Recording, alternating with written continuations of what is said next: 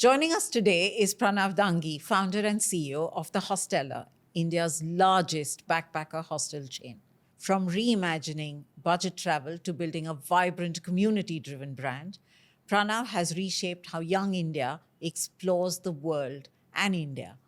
Today, we dive into his journey of risk, innovation, and scaling hospitality one hostel at a time. Pranav, welcome to the Do Big podcast. It's our absolute pleasure to have you here today. Thank you, Sheetal, for inviting me to the podcast. So let's start off with a fun rapid fire round. Sure. It doesn't have to be really rapid in that sense, but I just thought we'd start off with that. Let's get to know you a little better. Sure. Okay. So, if your startup journey was a travel destination, what would be the journey like? Would it be a mountain thing? Would it be a jungle safari? What would it be? I think it would be a mixture of all of it. Mountains, because the business has seen ups and downs. Jungle, because we got lost a lot many times and got back on track. Desert, because we feel deserted lot many times. But yes, it has been an adventurous one. Whether it is a mountain trek, it's an expedition in the jungle, or maybe a desert where you found none, but you found the way. I Yeah. hope it's next at the sea where you find some calm. What's more satisfying, opening a new location or getting a fantastic review from a customer? Oh, so see, we thrive on reviews. We thrive on guest feedbacks. We generate a lot of it every year. So every new positive or a negative review are like golden words by the guests. We act on it. We better ourselves. But a positive one is always good to hear.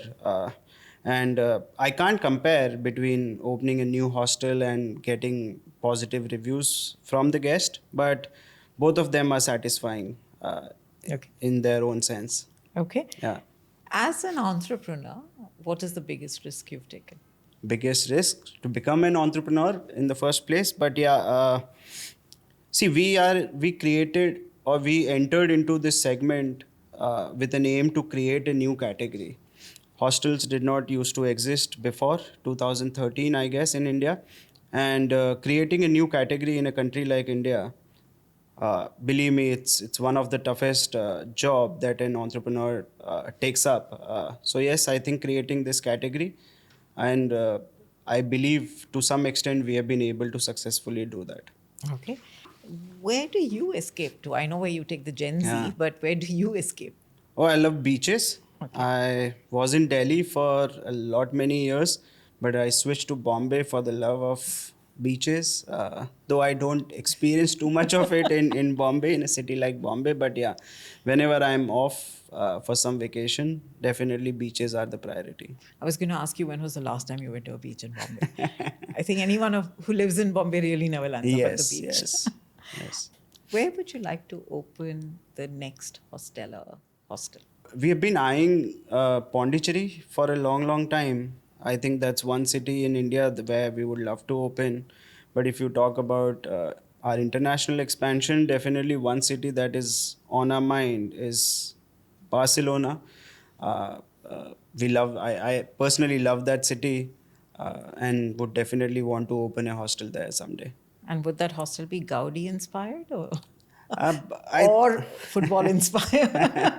No, I think it would be a mix of all of it. Barcelona in itself has a lot to offer for sport lovers.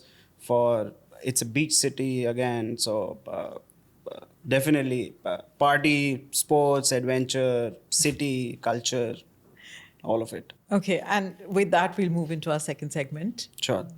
Pranav, when I was growing up, there were the YMCAs and the YWCAs of the world. What was the original spark for you to start Hostella? Sure. So, YHAI is the organization. It's a non-profit organization that runs youth hostels. Right. It has been in the world since ages. However, the YHIs of the world were not adopting to the trend, the shifting trends in the way that the Gen Z, the younger audience used to travel. They used to be at prime locations, but very dull and not so inviting. Uh, Plus, in 2013-14, the culture of backpacker hostels was not that prevalent. There was a very huge blank space in this category, and that's what we tapped into. We made the hostels fun, vibing, interactive, experiential for the travelers, and they found their safe haven in terms of staying whenever they were traveling to destinations for adventure, for leisure, for just getting away, breaking away from that work life. So that's what we did. We changed the cover. We made it more prevalent. We made it accessible, and then easily identifiable for a lot of people who were missing out on this. 2013, 2025, good 12 years. Sure. How has the brand and the experience evolved? As you know, we started in 2013-14. If you ask me, out of 100 people, only 10 knew what backpacker hostels were. What we did in the initial years was educating the younger generation about what backpacking is, what backpacker hostels are, why should someone prefer a hostel over a hotel, what change would come in their travel experience when they'll stay and opt for a hostel. So the first few years were all about educating the audience, plus learning a lot by doing it ourselves. uh, I am from a non-hospitality background, Correct. so the first few years were learning for ourselves also, building the processes, making mistakes, probably working with the industry professionals from hospitality background. All of it, I think, first few years were all about that. But later on, I think, especially after the pandemic, things changed in the travel sector, especially in India. A lot of people picked up traveling. Longer duration travel became shorter but more frequent. So people today are opting for traveling probably every month or every 2 month. The culture of hostels have come in. That 10 figure has gone to almost 95 now. So 95 out of 100 people who travel know about hostels. So a lot has changed from the point of view of our brand plus the industry.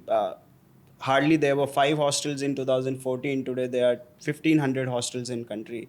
So a lot of things have changed. So, hospitality was one of those sectors which was totally hit when the pandemic came in, Sure. right? You would have been a budding Yes. business at that point in time, Yes. 4 years or into the business. What was that experience like? How did you manage that as an entrepreneur? Absolutely. Um, Very tough times. The business went down to zero. Nobody was moving out of their homes, so obviously no one was traveling. So no one was coming to our hostels.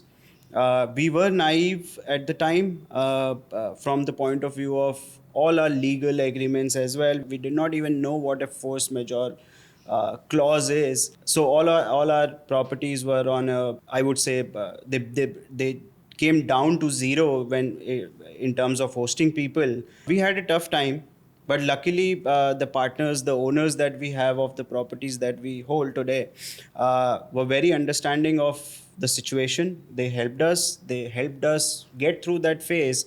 And in fact, during that phase, the brand picked up at least 8 to 10 additional new properties, Wow.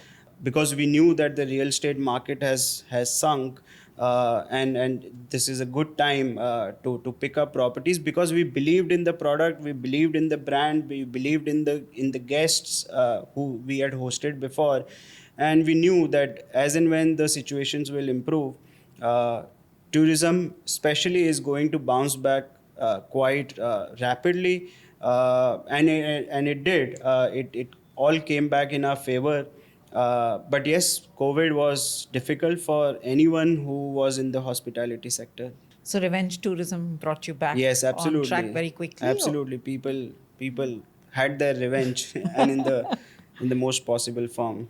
And I'm just trying to understand that before Hostella became a brand, right? And you talked about how much effort had to go into even educate people about what it means to stay in a hostel. Yeah. What was that real problem? Because if you're creating a category, Sure. there's really not a problem in that sense Sure. that you were solving Yeah. for. So, what motivated you to create this category? What was that idea or problem that you thought that I should seed into the consumer's head and then Sure. solve for? Sure. No, so it all stemmed from the fact that I myself took a backpacking trip to Europe in 2013. That's where I experienced backpacker hostels for the first time. Believe me, before 2013, I had no idea what a backpacker hostel is. And the entire backpacking trip of 6 months to Europe became such a memorable experience for me that when I came back to India, I started going around everywhere in the country to figure out if there were any backpacker hostels at that point in time. The problems that I identified during that time was the way that Indian hospitality industry is built is more on the lines of hotels, a formal check-in, check-out process, lesser activity built on community of the people who come to that hotel, and it's more on the lines of being transactional rather than experiential. Uh, Additionally, what I noted was that the price point of less than 1,000 rupee offering that exists or used to exist in the country before was very, I would say, poor in terms of its offering, infrastructure, communication, the quality of experience that a guest could have. So that whole 0 to 1,000 rupee bracket was very, I would say, dull and mundane. That's what we identified. We also researched in those days what backpackers were doing, where they were staying, and all that we could found was uncategorized hotels, homestays, B&Bs, and all of it. So there was a very huge gap in the entire hospitality industry, and that's what hostels as an offering has bridged. We provide world class quality accommodation in less than 1,000 rupee category. Though it's sharing, it's based on a community living concept where people come together. It's not only about stay, it's about meeting other people, creating stories, becoming friends, and all of those things, which typically does not happen in a hotel. So I think these were all the gaps that we identified in the initial years, and which is what we have tried to solve for. So, very interesting. Just out of curiosity, are a lot of your customers men or young women? And has that changed over the years? Absolutely. I think with the hostels coming in this sector, uh, females have particularly started picking travel quite rapidly than they used to before. Today, 40% of our guests are females, Oh, wow. 60% are male. And I would say we have almost a 35% solo traveler amongst all of our guests.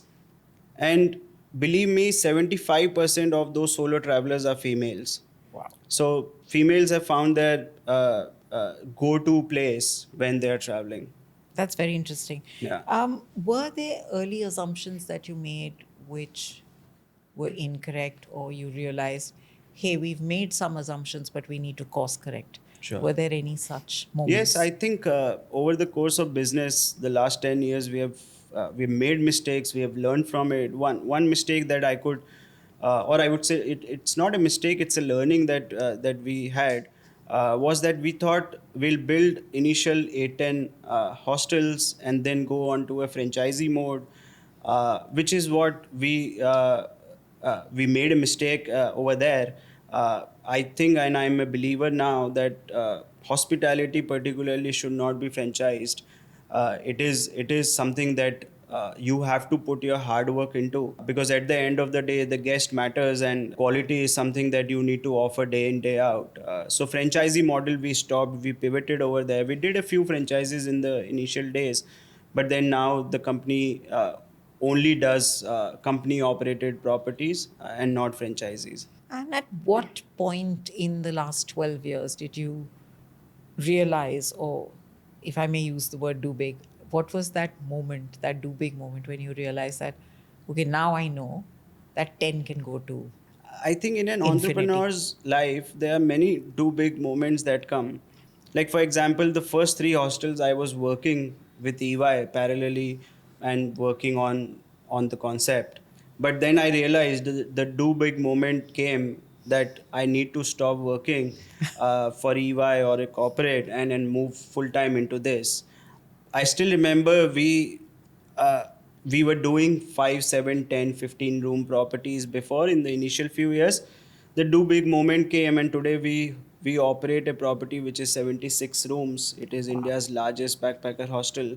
So all of, I think, step by step we learned, we grew, and the do big moments are every day. You just need to eye for it and pick it up. And how do you see yourself as differentiated from competition? So we do a lot of things to differentiate ourselves, or I would say the product in itself differentiates with our competition. First of all, our model and our thought process and vision behind it. We only want to be a company operated model. We have solved for a lot of things from the point of view of the guests or our internal operations through tech, where I would say 90% of the industry does not even have a website of their own. We have solved for customer acquisition, discoverability, seamlessness in the duration of a guest stay. We have automated a lot of things with respect to reputation management, dynamic pricing, and which is what at the end of the day brings value to us as well as the guest who stay with us.